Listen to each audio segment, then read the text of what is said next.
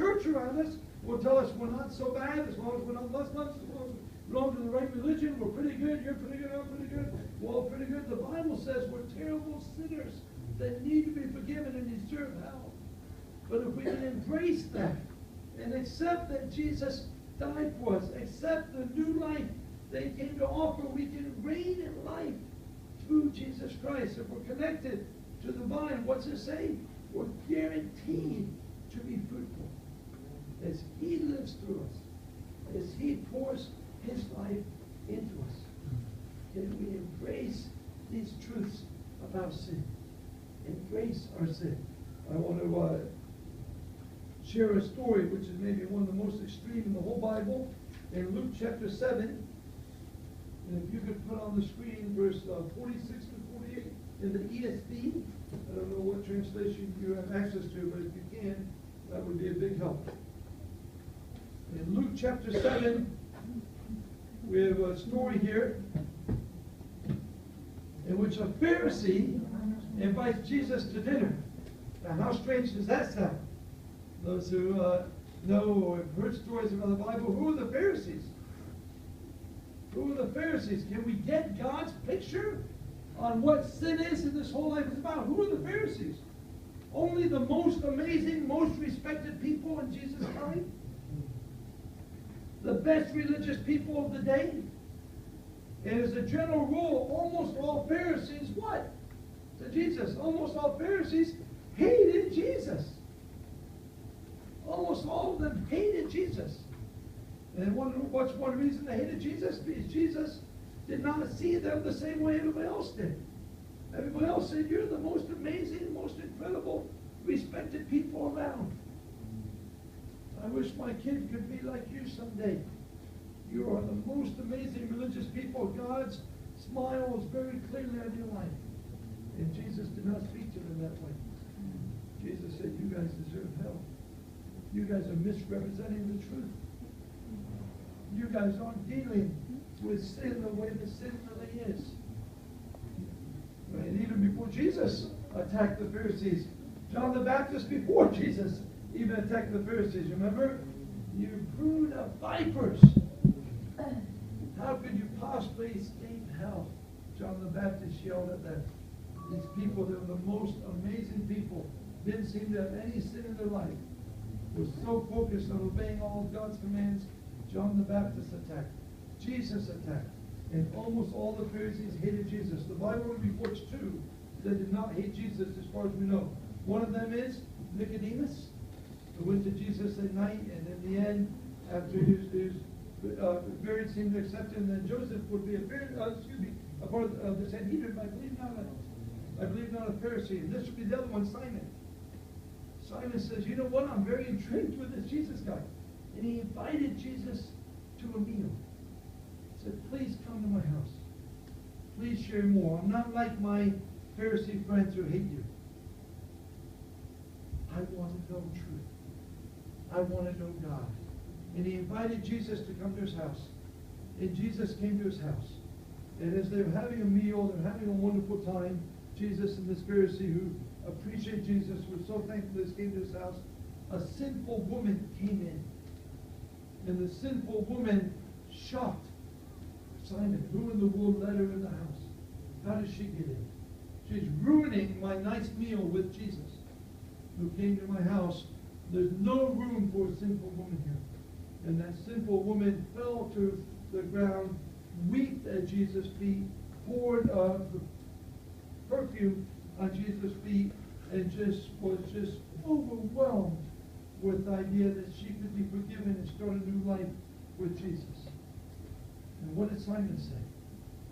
First of all, he said to himself, you know what, I might have been mistaken about this Jesus. He seemed like a good guy. I wanted to invite him to my house. I'm thankful he came, but it looks pretty clear that he's not a real prophet of God. Because if he was a true prophet of God, he would know who this woman is. He would know that she's a sinner. He would know that she has no business being here, no business touching Jesus. And Jesus said, Simon, I know who this woman is. And he gave a story to me. We don't have time to get into the story of that. And then Jesus made this incredible statement. I'd like my wife, if she could, can you please sing these verses 46 through 48. And then if we can sing it together after her, so listen to her once and then join her with singing, and then we'll talk about it. You did not anoint my head with oil, but she has anointed my feet with ointment. Therefore, I tell you, her sins, which are many, are forgiven. For she loved much, but he who is forgiven little loves little. And he said to her, your sins are forgiven. This is found in Luke 7:46 through 48. Can we try it together? 1, 2, 3. You did not anoint my head with oil, but she has anointed my feet with ointment. Therefore, I tell you, her sins, which are many, are forgiven. For she loved much, but he who is forgiven little loves little. And he said to her, your sins are forgiven. And he said to her, your sins are forgiven. This is found in Luke 7:46 through 48. Thank you, babe. Can we focus on verse 47? A truth there that's so shocking. He who has been forgiven much loves much. He who has been forgiven little loves little. What about you? What about you? Remember, for 23 years, it didn't even make sense. I don't deserve hell. I'm not that bad of a person. I've even been forgiven. I guess I have to believe. I'm in Christian culture, and Christian culture tells me I have to believe I've sinned and Jesus died for my sins and I accept him and all that, blah, blah, blah, blah, blah. I have to believe that. It doesn't mean much. What about you? What about you? Have you been forgiven much? Are you a horrendous sinner? Well, now, what's your wish for your child? We have children here. I have 4 children. JR has children. Others have children. What's your wish for them? Which would be better? Think with me real clearly, if you can, with just a little bit. Which would be better? That they live good, respectful lives, do not embarrass the family at all, have successful, wonderful, respected lives, and love Jesus a little bit? Is that better? Or would it be better if they sin terribly, embarrass the family, have the consequences of that sin, and then the result is they love Jesus a ton? Which is better? Which is better? A very tough question, right? And unfortunately, I know the church culture answer all too often. And that's a no-brainer, of course. We want our kids to be good, respectful lives. We teach them in Sunday school all the time. So they can know the rules and they can have good, respectful lives. How sad. How sad. I hope you can agree with me. I hope you can agree with me. That there's nothing in this life that even comes close to loving Jesus. Can someone go to heaven without loving Jesus much? Is that possible? We really want our kids to be respectful little Christians and end up maybe in hell? After they've been good, respectful Christians, one of, or potentially the hardest and the worst sin of my life had to do with my grandmother. My grandmother was a sweet, sweet, sweet, wonderful lady. And I was her favorite grandson. And I loved her so much, and she loved me so much. But it's so sad. I didn't love her enough to tell her the truth about Jesus. And so she might now be in hell. I hold out a hope that maybe she had a secret devotion to Christ that she didn't share. And it's so sad that I wasn't the kind of person that you'd want to share that with. I hold out hope, but it's a small hope.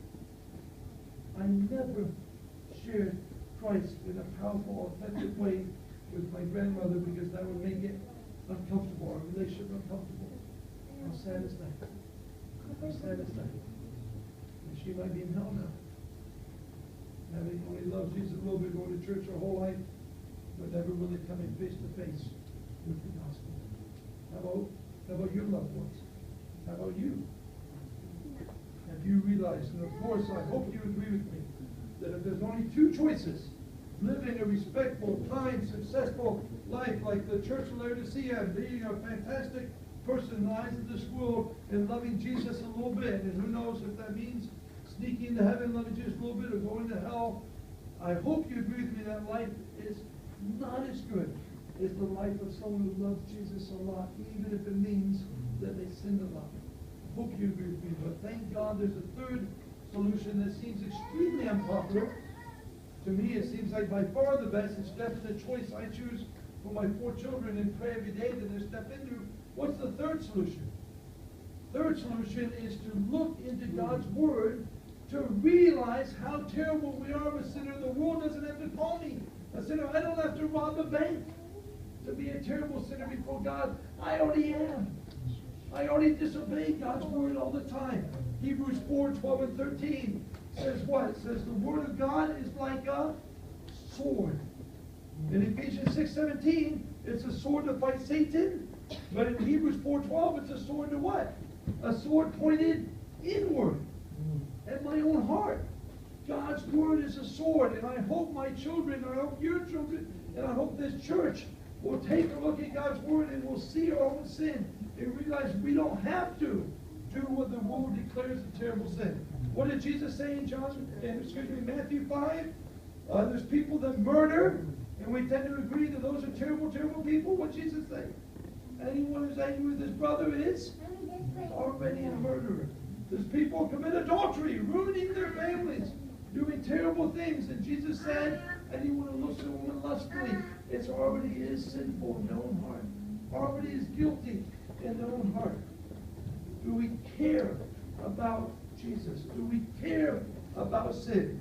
Do we want this sword pointed inward to clean out the sin in our life? And we will if we believe. Can you put on the screen Hebrews 4:13? If we believe Hebrews 4:13, that says we all stand before God. Hebrews 4:13.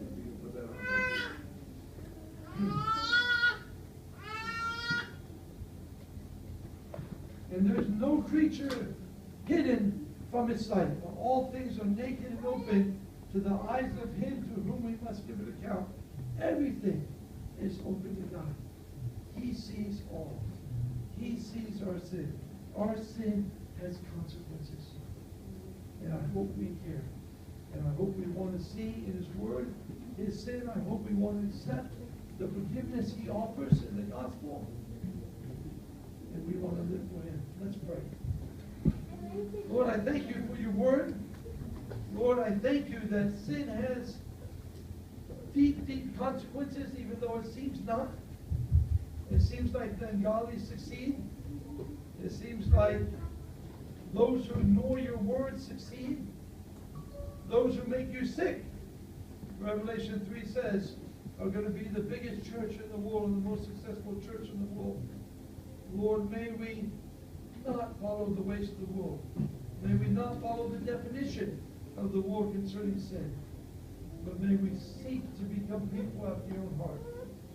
And when sin is exposed to us, when we sin, may we be like David and fall on our face and say, oh God, I have sinned.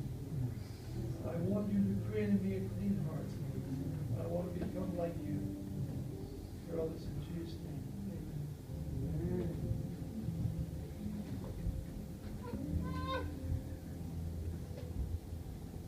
Thank you, Pastor Hugh, for the message. Are you